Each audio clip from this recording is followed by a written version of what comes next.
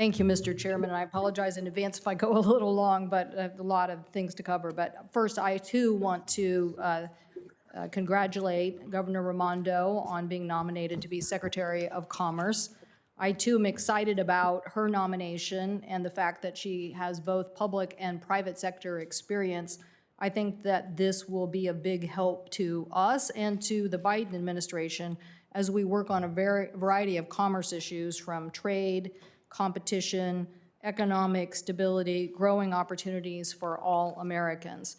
Governor Raimondo's record in the public sector working on how to empower entrepreneurs and skilled workers as part of the Real Jobs Rhode Island initiative, I think is exactly the kind of skill set that we need to match the skills development and the business needs to better grow our economy.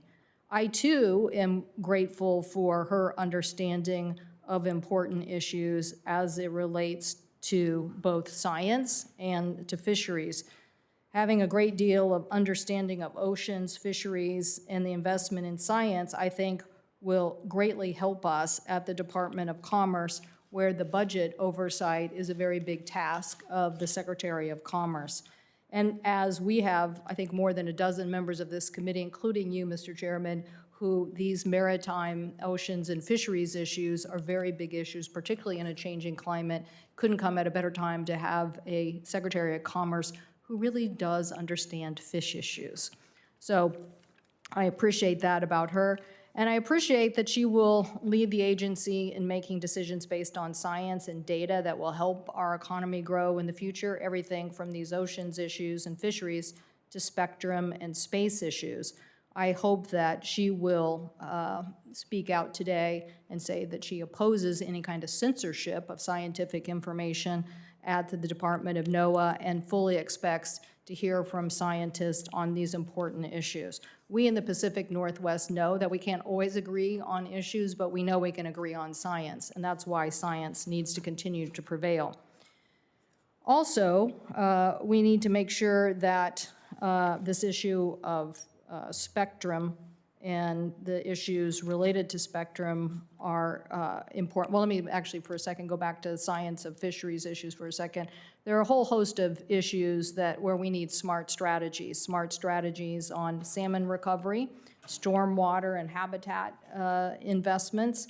We need smart strategies on our orca population that is threatened in Puget Sound. We need smart strategies on stock assessments and fishery management strategies. I know my colleague from Alaska could weigh in on this issue, but smart fishery management strategies is what will help save our fisheries in an ever-changing economy. In 2018, commercial fishermen caught more than 9.8 billion pounds of seafood, and that in turn supported seafood processors, shipbuilders, trade, and restaurant jobs. And marine anglers took more than 194 million fishing trips, which fueled our outdoor recreational economy. So in total, there are more than 1 million jobs in the seafood sector, and there are important science issues that need to be addressed there, as I mentioned. So the other area that I was mentioning is this issue of spectrum and weather forecasting. And in my opinion, there's no reason why the United States should not be a leader in weather forecasting. This is an important issue for us, whether you're talking about fires or you're talking about ocean issues. So making a better crucial investment in the science for maritime, aviation, space, and agriculture industries will be very important for us moving forward. During the last 4 years, the FCC, I believe, ran roughshod over concerns raised by various committees within Congress on these airwave issues, critical to weather data adjacent to the 24 gigahertz band, critical to systems dependent on GPS, and threatened by the Legato decision.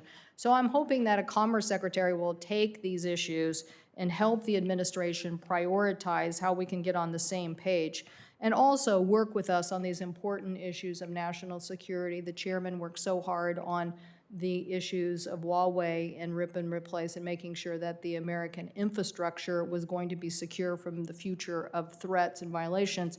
I hope the Commerce Secretary will work with us on these security issues on our communication system as we move forward. And the Secretary will inherit a new program as part of the COVID bill, the Tribal Broadband Connectivity Program, A 2019 report from FCC found that less than half of households in Indian country have access to high-speed broadband services, a 20% gap from non-tribal areas, and so I hope that we will be able to get good administration of that program.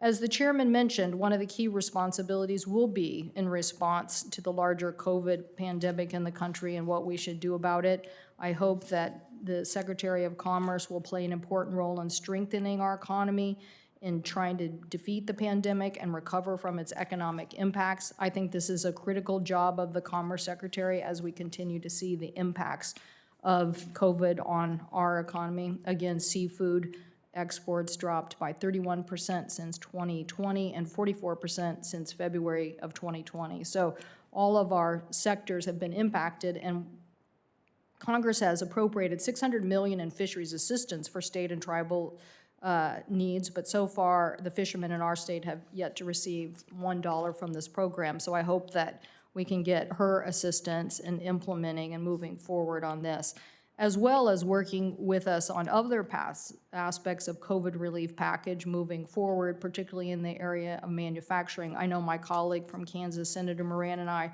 are very interested in how we continue to keep an aerospace manufacturing sector going at a time when we've seen decrease in demand.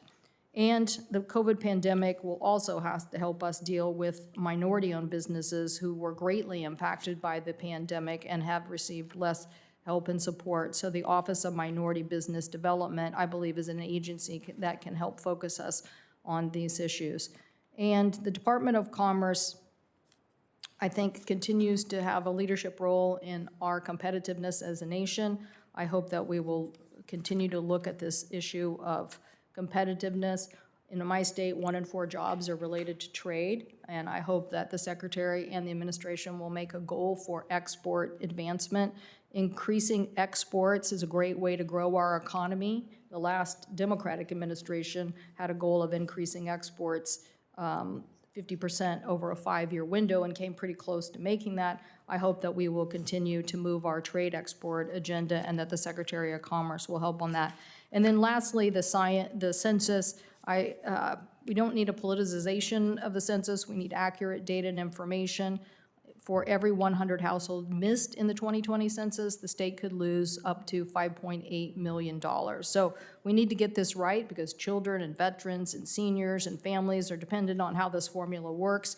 And I hope that we will have a less political process, but one that gives us an accurate census moving forward. So Governor Raimondo, that is a big agenda item to cover for Secretary of Commerce, but as I said, very confident that your public and private sector experience will help us deal with these issues, and your great depth and knowledge, both about the competitiveness that America needs, both from the perspective of the outside in the private sector as well as governor, will help us steer through this current pandemic challenge and on to better economic times. Thank you, Mr. Chairman.